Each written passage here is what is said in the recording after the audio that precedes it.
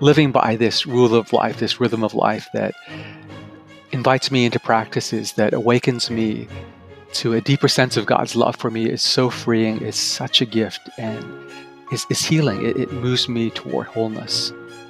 Welcome to the Jesus Storybook Bible Podcast, a place where we remind you that grace can rewrite any story, that hope shines a light through our darkest moments, and that God's love changes lives. Here's your host, New York Times bestselling author, Sally Lloyd Jones. Hello, I'm Sally Lloyd Jones, author of the Jesus Storybook Bible, which tells the story of God's never stopping, never giving up, unbreaking, always and forever love. Welcome to the show. Who has too much to do? Who has a long, never-ending to-do list that you never get done? Me too. It seems as if we all have way too much to do, and the only way to do all of the things we have to do is by hurrying. But what if there's a cost to all this hurrying we're doing? What if instead of gaining, we're actually losing something essential? Our guest today asks us to consider, what if in this hurry we're cutting ourselves off from love, joy, peace, from experiencing God's presence? Ronald Rolheiser calls it pathological busyness. A.L. Swoboda in Subversive Sabbath says, "We have become perhaps the most emotionally exhausted, psychologically overworked, spiritually malnourished people in history." Wow. And Dallas Willard said this, "Hurry is the great enemy of the spiritual life in our day. You must ruthlessly eliminate hurry from your life.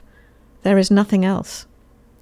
Walter Adams, spiritual director of C.S. Lewis, said it this way, "To walk with Jesus is to walk with a slow, unhurried pace." Our guest today would agree. Pastor and best-selling author Ken Shigematsu is the senior pastor of 10th Church in Vancouver, British Columbia, one of the largest and most diverse city centre churches in Canada. He's the author of the international bestseller God in My Everything, and his most recent book is called Survival Guide for the Soul. And what's his main survival tip? He offers us a pause button that we can hit any time. Well, of course, no, it's not an actual red one that you push that sits on your desk, obviously. But seriously, did you know that God has already given us a pause button? Ken points out that God has given us a way to access rest in even the most challenging times, through the secret power we have, something he learned from monks in Ireland. I can't wait for you to hear from him. He is a humble and generous guide who shares very practical ways we can all eliminate hurry from our lives and experience the peace and joy and light that God has always intended for us. Also, you'll enjoy learning the difference between a rule and a rule. So on that cliffhanger, without further ado, please welcome my friend and now yours, Ken Shigematsu. My name is Ken Shigematsu. I'm originally from Tokyo, Japan, but was raised primarily in Canada. I am the pastor of a multi-ethnic, multi-site church here in the city of Vancouver. I'm also a husband to Sakiko and a father to a teenager, 14-year-old named Joey. When I was in my 20s, I was working in the corporate world in Japan as what they called a 7-Eleven man. And that meant that my workday went from 7 in the morning till 11 at night, including the commute time. So life was pretty crazy. I was often feeling jet lagged even when I wasn't traveling. When I eventually became a pastor here in Vancouver, I thought things would settle down for me and slow down, but I found myself keeping almost the same hours. And I felt like I was constantly treading water. One of the red flags that I was overworking and sleep deprived was being in a conversation with someone after lunch. It was sort of a pastoral counseling situation. A woman was seated in front of me. I was on a couch and my eyes started to get really heavy and they started closing. And she blurted out, "Are you falling asleep?" And I said, "No, I'm praying for you." I was actually dozing off and I just wasn't getting enough sleep.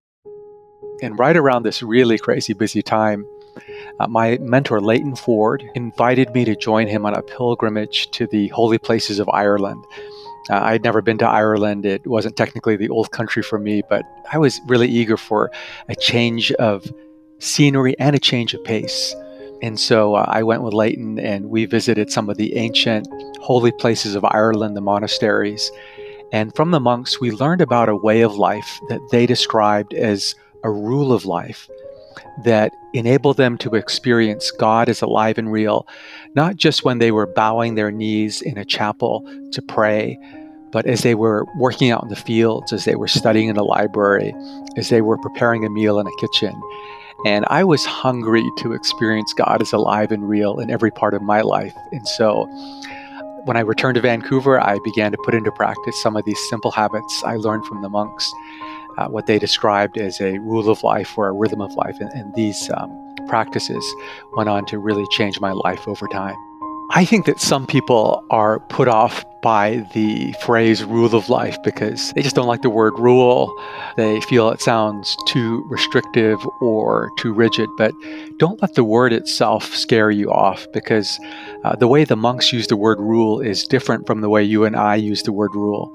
When monks use the word rule, they're referring to one of the ancient original root meanings of the word, which simply means trellis. Trellis is simply a structure that supports a grapevine so that pests don't eat it up, so that it can receive more sunlight, so that it can be guided and pruned, so that it produces more delicious grapes and better wine.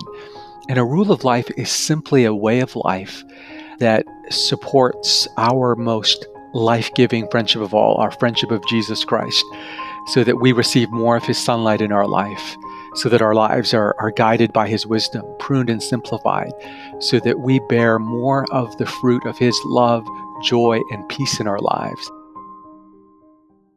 It's really important not to see this rule of life or a rhythm of life as some kind of performance. So, for example, I'm a very easily distracted person. At any given time, I can feel like there are 137 chimpanzees jumping around in my brain.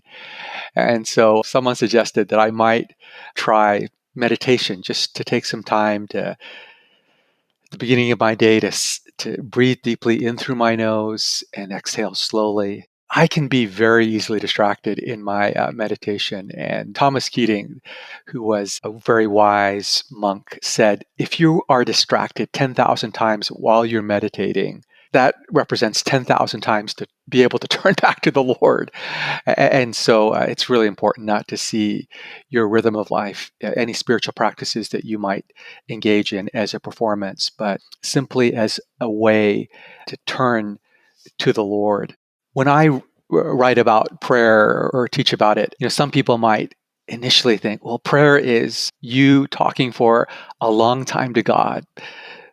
But I describe prayer a little differently. There's a story told by an Indian Jesuit where a little fish is swimming down a river into the big ocean, and he sees this big fish and swims up to the big fish and says, Mr. Big Fish, can you tell me where the ocean is? And the big fish looks at the little fish and says, yeah, you're in it. And the little fish looks disappointed and says, no, this is just water, and swims away. And we are in the water of God's presence all the time. And so prayer isn't so much a checkbox. It's about pausing and awakening to the wonder of God's presence. And so any way that we can learn to do that, sometimes I'll set a chime on my watch to chime on the hour just to remind me to pause and to remember that life is a gift given to us by God. When I first started embracing a Sabbath practice, which is part of my own rule or rhythm of life, I was trying to set aside roughly 24 hours to not work and not do anything related to my work. But I found that I was thinking about work. I was restless. On my Sabbath, I was often thinking about my to-do list and things I ought to be doing. But as I continued to observe Sabbath week after week, Sabbath became a day that I look forward to, and a day when my internal clock naturally slowed and I became more mindful of God, the most important people in my life, my family, and the things that bring me life. And for me, that includes running through the forest trails with our golden retriever, maybe taking a walk along the ocean. So, yeah, Sabbath was hard at the beginning, but it has proven to bring life and bear fruit for me. I have a sense of joy and delight, and time seems to slow down. I'm not ruminating on the past. I'm not worrying about some future goal. I'm just in the moment. And I believe that God wants us to live in such spaces because that's the way God relates to us. God doesn't love us because of some benefit that we provide Him with. He doesn't want us to be anxiously living in the past. He wants us to enjoy His love for us in this present moment. And there's something about play that helps us to live in the present moment and to savor God's wonder and love over us. This is a passage from the Jesus Storybook Bible called Daniel and the Scary Sleepover. King Darius liked how clever Daniel was. So he made Daniel his most important helper of all, and put him in charge of a lot of other helpers. But the other helpers didn't like this. They wanted the king to like them best. They tried to find things wrong with Daniel, but they couldn't find anything at all, except every day, 3 times a day, Daniel went to his room, closed the door, and prayed. They smiled to themselves. Let's get the king to make a law. No one is allowed to pray to anyone except the king. The king liked their idea. He didn't know they were tricking him. So he made it into a law. Daniel heard this. He knew it was wrong to pray to anyone except God. So Daniel went to his room, closed the door, and prayed. And so the king let the soldiers throw Daniel to the lions. At the first glimmer of dawn, he ran straight to the den. Daniel, he cried, has your God rescued you? Yes, Daniel shouted. The king made a new law. Daniel's God is the true God, the God who rescues. Pray to Him instead. In this passage, I see Daniel as this really courageous person. He realizes that it's against the law. It's a capital offense, a crime punishable by death if he prays, and yet he prays anyway. As Daniel is praying, he's actually in the so-called atmosphere of God's presence. So he is inhaling the very breath, the very Spirit of God. So he can't help but become like God, courageous, wise, powerful, and loving.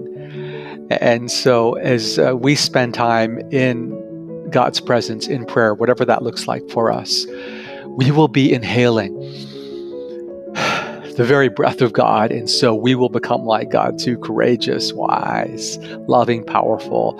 Whoever God is will become like that, will become like Daniel.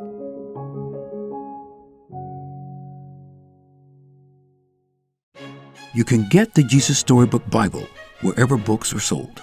To find out more about the book and all of Sally's other books, please visit Sally at sallylloyd-jones.com and follow her on Instagram at Sally Lloyd Jones and at Jesus_Storybook_Bible. Before we go, don't forget, God loves you with a never stopping, never giving up, unbreaking, always and forever love. Oh, hello, it's me again, Sally. I'm just popping back briefly to say 2 things. The first thing is, don't forget to subscribe to the show, because that way you'll get the stories straight to your phone. And the other thing is, while we're at it, would you rate the show and leave us a review? That would be so great, because it helps other people find the show too. I really appreciate your help. Thank you.